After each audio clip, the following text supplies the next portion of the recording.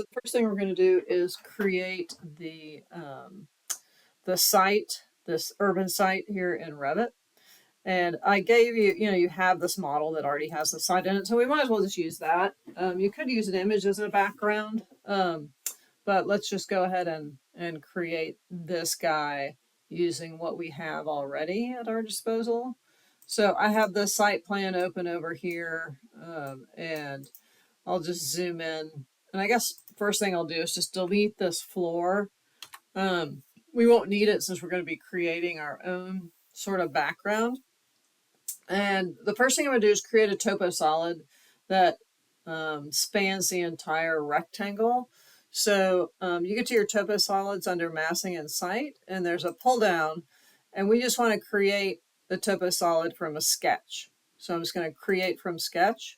And it's going to send me into sketch mode, and I get a draw panel. And so I'm just going to go to rectangle here and draw a rectangle from corner to corner on this guy, and left click. Over here in the properties dialog box, I'm going to go ahead and offset this guy at, I guess, -6 inches. So it's kind of below the building, because 0 on plan A1 is the finished floor. So we'll set it down by -6 inches. And then if I hit check, it creates a Toposolid. So I can come in here and pick this guy, right? And the Toposolids have multiple different things that you can do with them. So the Toposolid here, if I go to edit type, I can edit the structure here. And the structure has a 1 foot deep thickness. So if I come in here and put this at 2 feet, right, and click OK and hit apply, you'll see that I get thicker.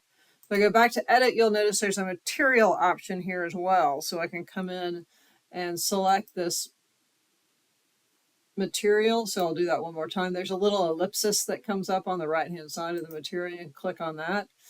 And I'm just going to come in here and I'll type in asphalt. This is the material browser for Revit. So up here you can search. These are the existing materials in the project, and then down below is a little library, material library, and these are being pulled from that library I showed you in the Autodesk Common Files area.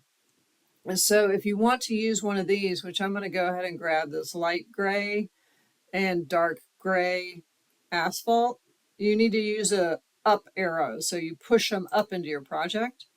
So I'll take the dark gray one. So both of those are available to me.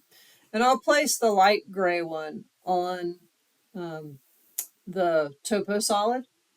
And one thing I do want to do is the appearance is what allows it, what it does when it's rendered. But if I go to the graphics tab, this is what controls what it looks like in the viewport when there's no rendering going on. So if I use render appearance, what it does is it looks at the gray here and averages it out and gives me that color. Here's the surface pattern.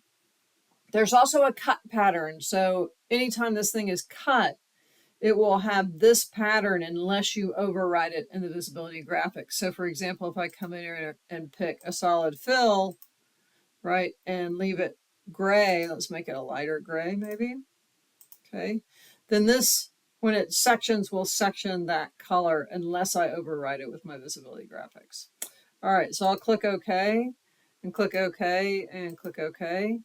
So there's that guy. Now if I pick it again, the name of it is Toposolid 1, right? So the family is Toposolid, and then the type is Toposolid 1. But it might be nice if it wasn't Toposolid 1, if it was more specific to what we were doing. So I'm going to go to Edit Type.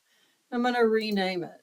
And I'm going to rename it Site Urban. Or maybe it would be Topo. Or I guess we could just do Urban. And click OK. And click OK. All right. So now we've got that guy done. Let's go ahead and in the next video, we'll start to create the roads.